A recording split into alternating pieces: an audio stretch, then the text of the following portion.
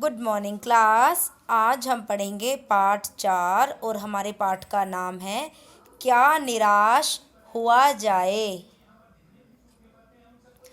वर्तमान समय में समाचार पत्र ठगी, डकैती, चोरी, तस्करी और भ्रष्टाचार के समाचारों से भरे रहते हैं। उन्हें पढ़कर मेरा मन कभी कभी बैठ जाता है। आरोप प्रत्यारोप का कुछ ऐसा वातावरण बन गया है कि लगता है जैसे देश में कोई ईमानदार व्यक्ति रह ही नहीं गया है। आजकल हर व्यक्ति को संदेह की दृष्टि से देखा जाता है। जो जितने ऊंचे पद पर है उसमें उतने ही अधिक दोष दिखाई देते हैं। एक बार एक सज्जन ने मुझसे कहा था कि इस समय सुखी व्यक्ति वही है जो कुछ नहीं करता। कोई कुछ भी करेगा, लोग उसमें दोष खोजने लगेंगे, उसके सारे गुण भुला दिए जाएंगे और दोषों को बढ़ा चढ़ाकर दिखा जाएगा। दोष किसमें नहीं होते। यही कारण है कि आजकल प्रत्येक व्यक्ति दोषी अधिक दिख रहा है और गुणी कम या बिल्कुल ही नहीं। यह वास्तविकता नहीं है, परंतु अगर ऐसी स्थिति है तो निश्चय ही चिंता का यह विषय है। यह सही है कि इन दिनों ईमानदारी से मेहनत करके जीविका चलाने वाले निरीह और भोले भाले श्रमजीवी पिस रहे हैं। झूठ तथा फरेब का रोजगार करने वाले फल फूल रहे हैं। आजकल ईमानदारी को मूर्खता का पर्याय समझा जाने लगा है। सच्चाई केवल भीरू और बेबस लोगों के हिस्से में आती है। ऐसी स्थिति में जीवन के महान मूल्यों के प्रति लोगों की आस्था डोलने लगी है। भारतीय शास्त्रों ने कभी भी भौतिक वस्तुओं के संग्रह को महत्व नहीं दिया। शास्त्रों की दृष्टि में मनुष्य के भीतर स्थिर भाव से बैठा महान आंतरिक गुण ही चरम और परम है। परंतु जो कुछ दिखाई दे रहा है वह हाल ही मनुष्य निर्मित नीतियों की त्रुटियों की देन है, कि मनुष्य की गलतियों की देन है। इस देश के कोटि कोटि दरिद्र जनों की यानी कि गरीबों की हीन दशा को दूर करने के लिए ऐसे अनेक कायदे कानून बनाए गए हैं जो कृषि, उद्योग, वाणिज्य, शिक्षा और स्वास्थ्य की स्थिति को अधिक उन्नत और सुचारू बना सकें। परंतु जिन लोगों को इन कार्यों को करना है वे प्राय अपने लक्ष्य को भूल जाते हैं। वे कार्य की पूर्ति की बजाय अपनी सुख सुविधाओं की ओर अधिक ध्यान देने लगते हैं। भारत में कानून को सदा धर्म के रूप में देखा जाता है। आज एकाएक कानून और धर्म में अंतर कर दिया गया है, यानी कि धर्म और कानून में अंतर हो गया है। धर्म को धोखा नहीं दिया जा सकता, कानून को दिया जा सकता है। यही कारण है कि जो लोग धर्म भीरू हैं वे कानून की त्रुटियों से लाभ उठाने में संकोच नहीं करते। इस बात के पर्याप्त प्रमाण है कि समाज में ऊपरी तौर पर चाहे जो भी होता रहा हो, परंतु भीतर ही भीतर भारतवर्ष अब भी यह अनुभव कर रहा है कि धर्म कानून से बड़ा है। अब भी सेवा, ईमानदारी, सच्चाई और आध्यात्मिकता के मूल्य बने हुए हैं। वे दब अवश्य गए हैं लेकिन नष्ट नहीं हुए हैं। आज भी मनुष्य से प्रेम करता है, महिलाओं का सम्मान करता है, झूठ और चोरी को गलत समझता है, दूसरों को पीड़ा पहुंचाने को पाप समझता है। प्रत्येक व्यक्ति अपने जीवन में इस बात का अनुभव करता है। समाचार पत्रों में जो भ्रष्टाचार के प्रति आवेश है वह यही सिद्ध करता है कि हम ऐसी चीज़ों को गलत समझते हैं और समाज में ऐसे तत्वों की प्रतिष्ठा कम करना चाहते हैं जो गलत तरीके से धन या मान का संग्रह करते हैं। दोषों का पर्दाफाश करना बुरी बात नहीं है। क्या कह रहा है लेखक कि दोषों का पर्दाफाश करना बुरी बात नहीं है।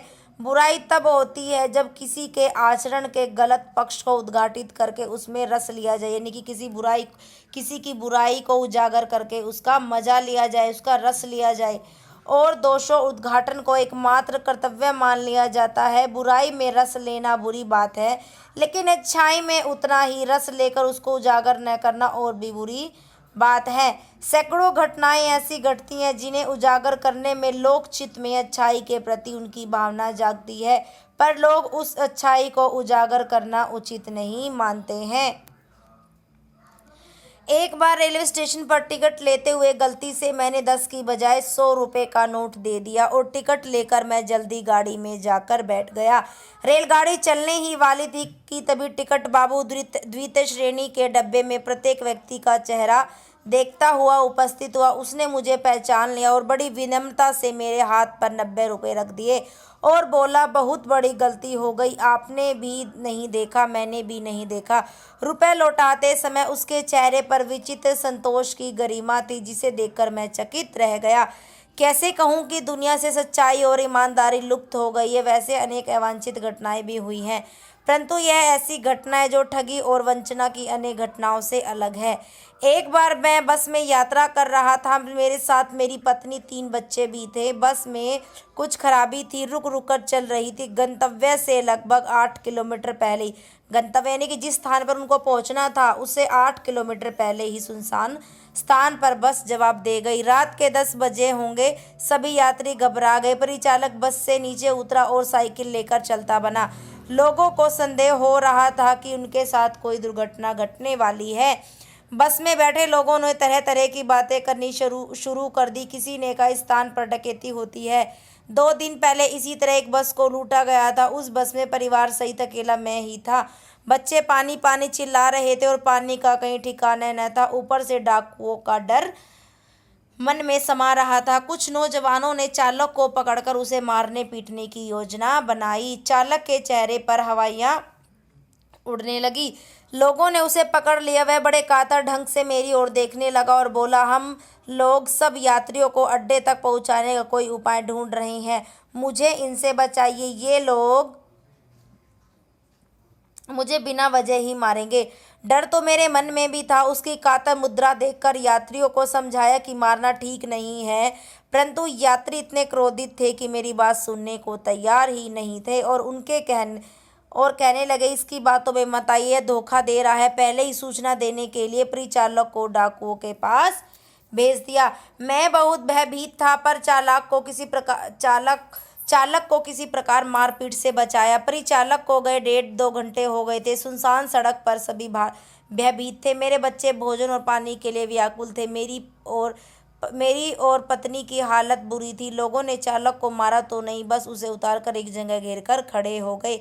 कोई भी दुर्घटना हो तो उससे पहले चालक को समाप्त कर देना उन्हें उचित जान पड़ा। मेरे गिड़गिड़ाने का उन पर कोई विशेष प्रभाव नहीं पड़ा। उस समय क्या देखता हूँ कि ये खाली बस चली आ रही है। उसमें हमारी बस का परिचालक भी बैठा हुआ था। उसने आते ही कहा, अड्डे से नई बस लाया हूँ, बस में बैठिए, यह बस चलने लायक नहीं है। फिर मेरे पास एक लोटे में थोड़ा दूध लेकर आया और बोला, पंडित जी, बच्चों का रोना मुझसे देखा नहीं गया। अड्डे पर दूध मिला, थोड़ा लेता आया। दूसरी बस में बैठकर यात्रियों की जान में जान आई। सबने परिचालक को धन्यवाद किया, चालक से माफ़ी मांगी और 12 बजे से पहले ही सब लोग बस अड्डे पहुंच गए। कैसे कहूं कि मनुष्यता एकदम समाप्त हो गई है। कैसे कहूं कि लोगों में दया ममता नहीं रह गई है। जीवन में न जाने ऐसी कितनी घटनाएं हुई हैं जिन्हें भुलाया नहीं जा सकता। अनेक बार ठगा भी गया हूँ, धोखा भी खाया है, परंतु कम स्थलों पर विश्वासघात नाम की चीज़ मिलती है। यदि उन्हीं बातों का हिसाब रखा जाए जिनमें धोखा खाया तो जीवन कष्टकर हो जाएगा। यानी कि हम अपने जीवन में हमारे साथ जो बुरा हुआ है, अगर हम उन्हीं बातों को ध्यान रखते रहेंगे तो हमारा जीवन कष्टकर हो जाएगा। ऐसी घटनाएं भी कम नहीं है जब लोगों ने अकारण सहायता की है, निराश मन को ढांढस दिया है, धैर्य बंधाया है और हिम्मत बंधाई है। कविवर रविंद्रनाथ ठाकुर ने अपने प्रार्थना गीत में भगवान से प्रार्थना की थी कि संसार में केवल नुकसान ही उठाना पड़े, धोखा ही खाना पड़े, तो ऐसे अवसरों पर भी हे प्रभु मुझे ऐसी शक्ति देना ताकि मैं तुम्हारे ऊपर संदेह न कर सकूं। तो रविंद्रनाथ ने अपने प्रार्थना गीत में लिखा है, हे प्रभु अगर मुझे संसार में धोखा ही धोखा मिले तो लेकिन मुझे ऐसी शक्ति देना कि जिससे मैं तुम पर संदेह न कर सकूं। यदि मनुष्य की बनाई हुई विधियां गलत परिणाम पर पहुंच रही हैं तो इन्हें बदलना होगा। वस्तुतः आए दिन इन्हें बदला ही जा रहा है, लेकिन अब भी आशा की ज्योति बुझी नहीं है। भारतवर्ष को महान बनाने की संभावना बनी हुई है और बनी रहेगी। हे मेरे मन, निराश होने की आवश्यकता नहीं है। तो ये पाठ किसने लिखा है? हजारी प्रसाद द्विवेदी जी ने। किसने? हजारी प्रसाद द्विवेदी जी ने। अब आगे हम क्वेश्चन आंसर पढ़ते हैं। बेटा मैम आपको बार बार बता रही हैं कि आपको वर्कशीट के क्वेश्चन या तो रफ नोटबुक में करने या अपने प्रैक्टिस नोटबुक बनाई हुई है उसमें करने हैं, लेकिन अगर आपके पास बुक सेट पहुंचा है तो आपको सिर्फ ये वीडियो वाले क्वेश्चन आंसर करने हैं फेयर नोटबुक में।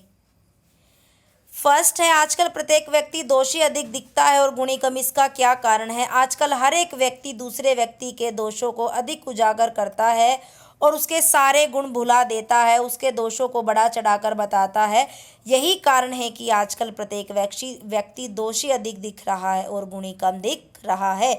जीवन के महान मूल्यों के प्रति लोगों की आस्था क्यों डोलने लगी? आजकल ईमानदारी को मूर्खता का पर्याय समझा जाने लगा, यानी कि जो ईमानदार व्यक्ति है उसको मूर्ख समझा जाने लगा है। सच्चाई केवल डरे और बेबस लोगों के हिस्से में आ गई है।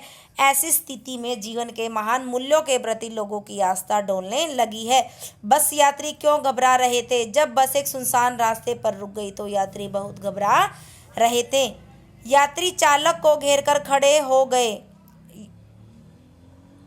यात्री चालक को घेरकर क्यों खड़े हो गए? जब यात्रियों को लगा कि बस चालक डाकुओं के साथ मिला हुआ है तो यात्री उसको मारने के इरादे से घेरकर खड़े हो गए थे। बेटा यहाँ पे एरर है, आप इसको ठीक कर लेना।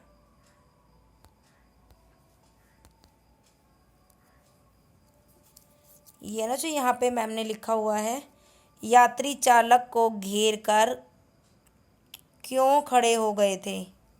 यात्री चालक को क्यों घेरकर खड़े हो गए थे? उसके बाद है हमारा आगे, रविंद्रनाथ ठाकुर ने अपने प्रार्थना गीत में भगवान से क्या प्रार्थना की? क्या प्रार्थना की थी उन्होंने? कि संसार में केवल नुकसान ही उठाना पड़े, धोखा ही खाना पड़े, लेकिन हे प्रभु मुझे ऐसी शक्ति देना ताकि मैं तुम्हारे ऊपर संदेह न कर सकूं, यानी कि मैं तुम्हारे ऊपर शक न कर सकूं।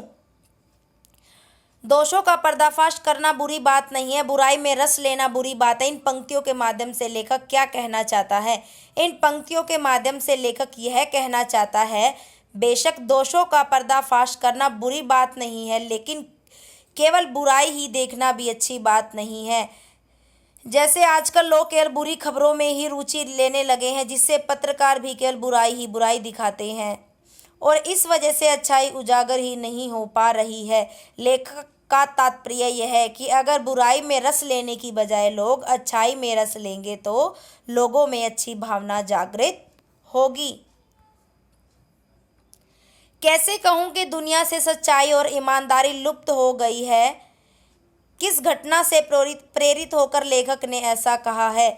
एक बार लेखक ने रेलवे स्टेशन पर टिकट लेते हुए गलती से 10 की बजाय 100 रुपये का नोट दे दिया था, लेकिन टिकट बाबू ने उन्हें खोजकर उनके पैसे लौटा दिए। इस घटना से प्रेरित होकर लेखक ने कहा कि जब टिकट बाबू जैसे ईमानदार लोग मौजूद हैं तो मैं कैसे कहूँ कि दुनिया से सच्चाई और ईमानदारी लुप्त हो चुकी, यानी कि खत्म हो चुकी है। यदि उन्हीं बातों का हिसाब रखा जाए जिनमें धोखा खाया है तो जीवन कष्टकर हो जाएगा। इस पंक्ति के भावार्थ को स्पष्ट कीजिए। अच्छाइयाँ और बुराइयाँ जीवन के सिक्के के दो पहलू की तरह हैं। लेखक धोखा खाने के बाद भी निराश नहीं हुआ। जीवन में जरूरी नहीं कि हर बात आपके अनुकूल हो। यदि हम निरर्थक बातों पर यानी कि गलत बातों पर ज़्यादा ध्यान देते हैं तो उससे हमारी नकारात्मक मानसिकता को बढ़ावा मिलता है। इससे हमारे अंदर दुख और हताशा की भावना भर जाती है। यदि हम जीवन की सार्थकताओं की तरफ ज़्यादा ध्यान देने की, अच्छी बातों की तरफ, सकारात्मक बातों की तरफ ज़्यादा ध्यान देते हैं तो इससे हमें जीवन को एक चुनौती की तरह जीने की प्रेरणा मिलती है। तो बेटा आपको सारे क्वेश्चन अच्छे से लिखने हैं। Okay, bye class.